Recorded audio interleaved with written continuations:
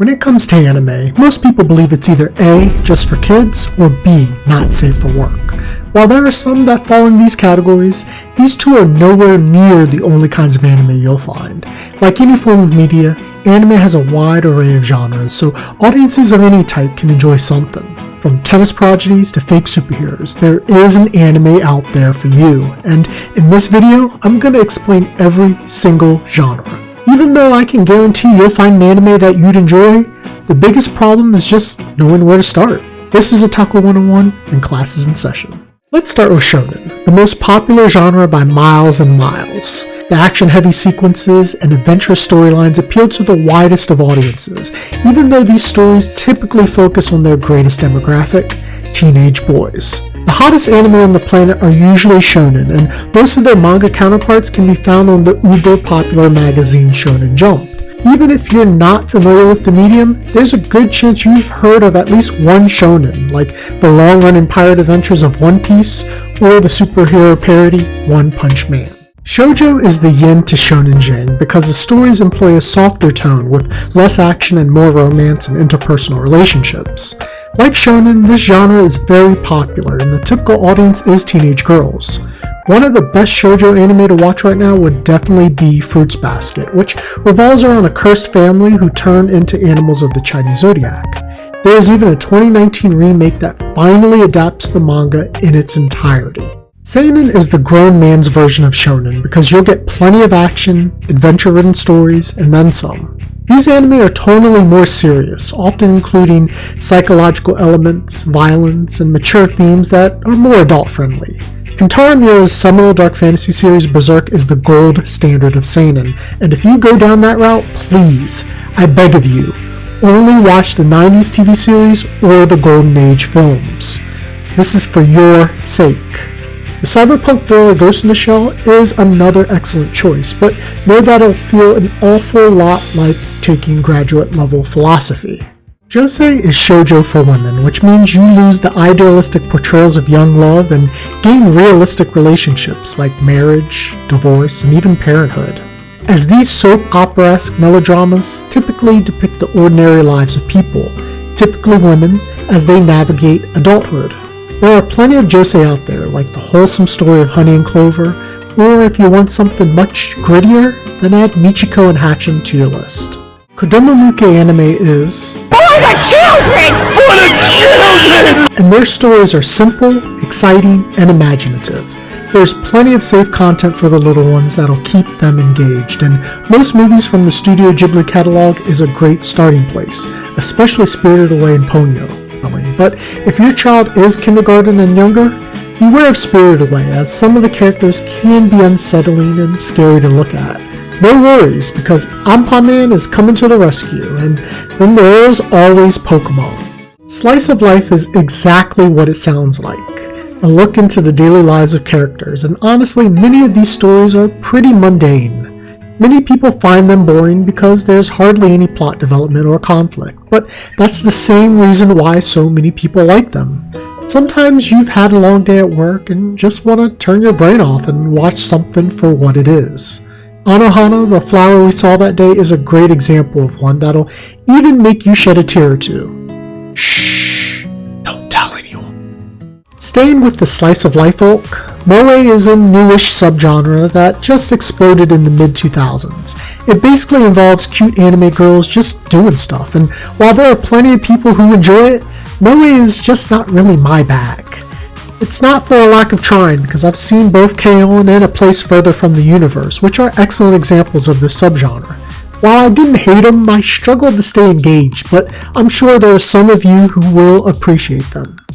Mecha anime always involves giant freaking robots in some capacity, and who doesn't like giant freaking robots? Now, the first thing that comes to mind for most people when it comes to mecha is either Gundam or Evangelion, and deservedly so because both are poster childs of the genre after all. Just know that these shows, along with most mecha anime for that matter, can get pretty political, leaving you lost as a lamb. At least I was while watching. If you want something a little less political with more hype, then try Tengen Toppa Gurren Lagann, another fantastic mecha from Studio Gainax, because of its light-hearted tone, quirky characters, and overall rebellious plot will keep you entertained. It honestly doesn't matter if you like sports or not. There's a good chance you'll enjoy sports anime anyways. First, the stories are just so relatable. I mean, I'm sure you've joined some kind of club when you were in middle or high school. Second, they have some of the most rootable characters in anime because they generally start off with glaring disadvantages, and watching their progression firsthand with each episode is so rewarding. Third, the tournament arcs are great. Finally watching them grow and use their abilities with every game. When they win, you cheer with them. When they lose, you feel their pain.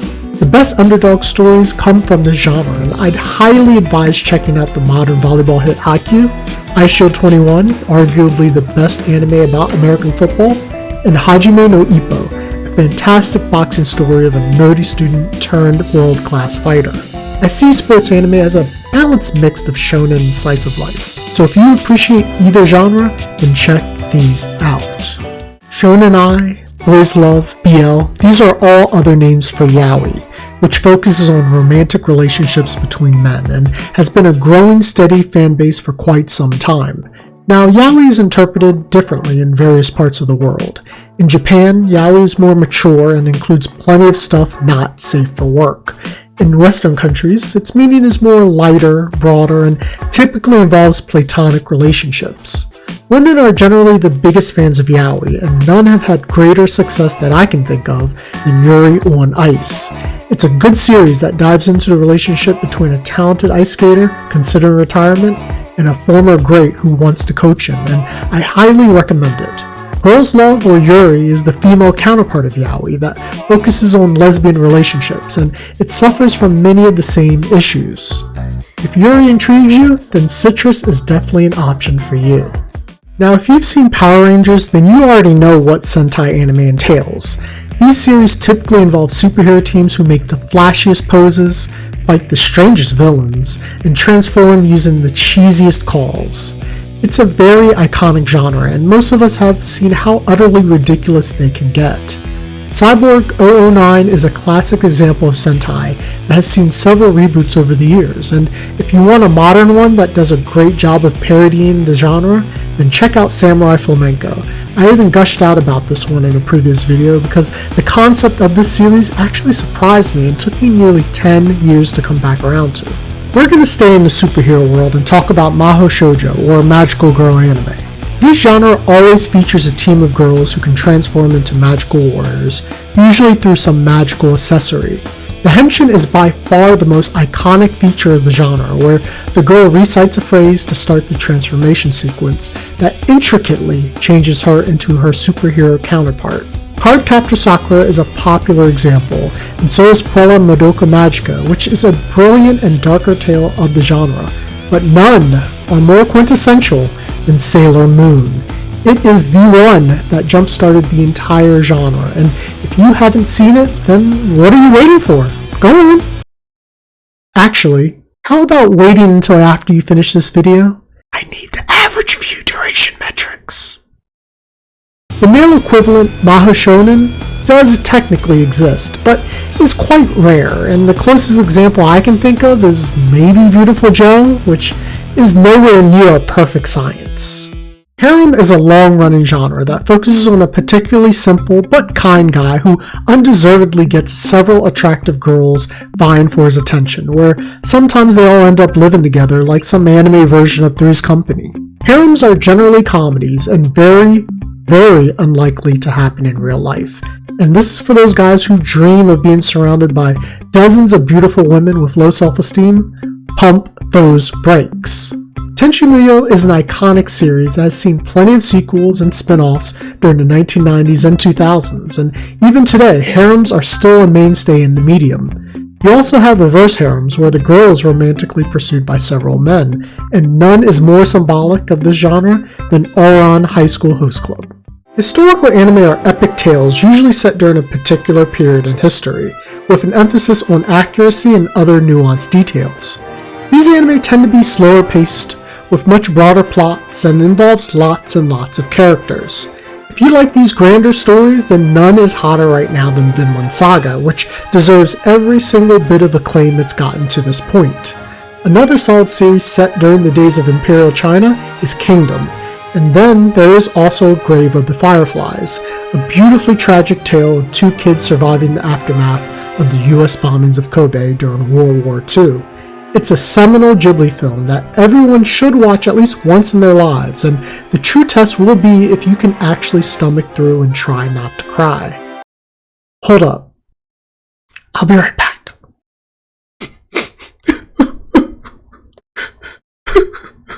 Meaning Another World, isekai is that genre right now and almost always follows the same formula. Said protagonist is transported to a usually RPG-like world by either physically entering it or by reincarnation that usually involves a date with Truck-kun. While the protagonist is pretty ordinary in the real world, they usually thrive in the new one because it's far less advanced. That means they can use their basic knowledge or tech from the old world to run circles around people here.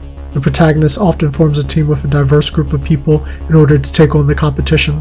Even though isekai has been around for quite some time, the genre is having a renaissance moment where new titles are appearing each season and shows no signs of slowing down. When it comes to finding isekai, there is a reason why many people point to Sword Art Online. While the anime has its issues, and boy do they, the series is popular because the story has interesting concepts and exciting moments. Not to mention, there are some genuinely fun characters. ReZero is another good choice that adds a subliminal twist on the genre. Comedy anime is often overlooked, which is honestly a shame because there are some true gems out there. The art of humor is a tale as old as time. I mean, who doesn't like to laugh? Only heartless heathens, that's who. Comedy anime has a wide-reaching net, as some parody other genres, some are just about the lulz, and others make fun of anime in general. Gintama is one of the best and most successful in its craft due to how brash and unapologetic it can get. Think Family Guy, the anime. Now, if that sounds like too much for you, then maybe the absurdist teenage comedy, The Disastrous Life of Psyche K, is more your speed. Konosuba is another solid choice that makes fun of the isekai genre. If you're looking for a deeper cut that'll make you laugh like This Is Spinal Tap, then Detroit Metal City is another great option. Now, if you like to be terrified, then anime has plenty of horror stories for you to chew on. Like any other medium, horror has its share of fans and delves into deeper subgenres if you're looking for that specific kind of scare tactic. Slasher fans will appreciate another for its high body count and unpredictable nature of deaths.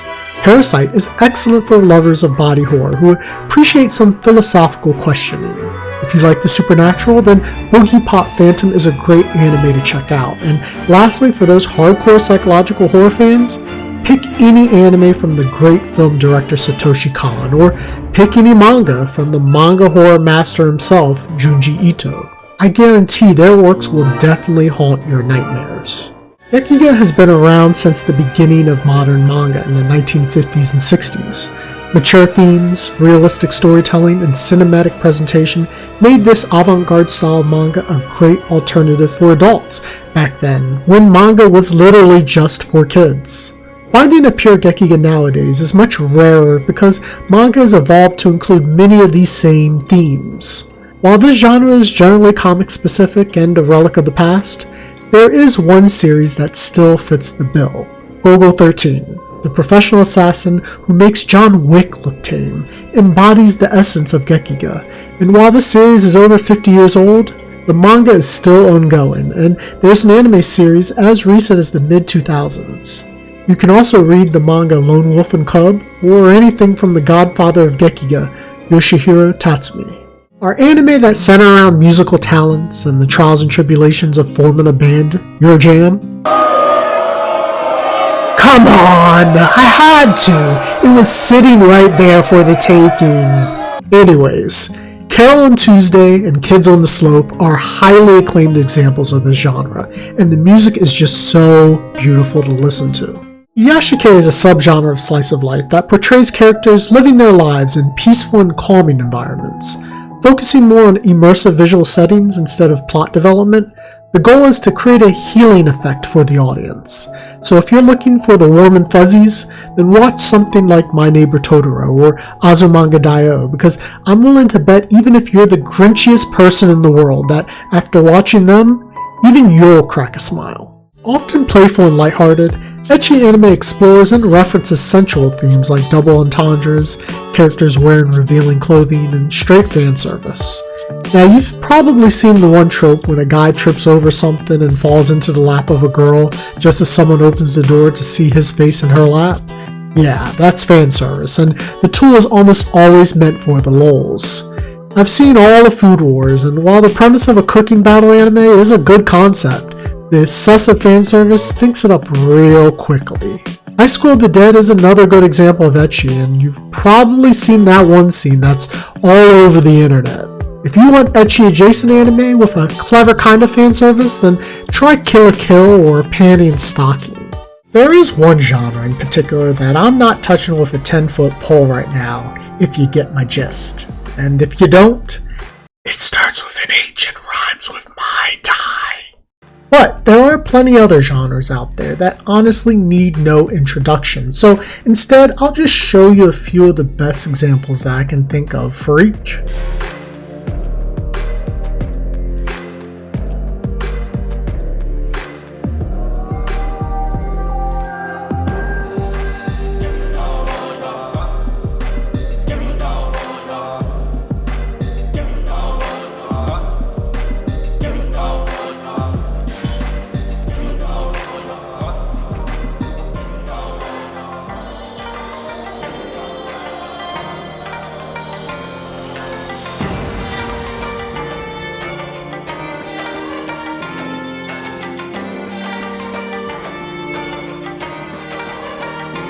As you can see, there are so many different genres of anime for anyone to enjoy, and they break up into even nicher ones. I honestly haven't even touched the surface of how deep anime can get, but this is a great start. So when I say there is an anime for everyone, you now know that I wasn't kidding around. Now, if you got anything to say, I'd love to hear it and talk some more about it. Let me know your thoughts in the comments. You can send me an email or find me on Twitter or Facebook. Oh, and one more thing. If you like what you're watching, feel free to subscribe by clicking that platypus to keep up with my latest videos. Class is dismissed, and stay nerdious.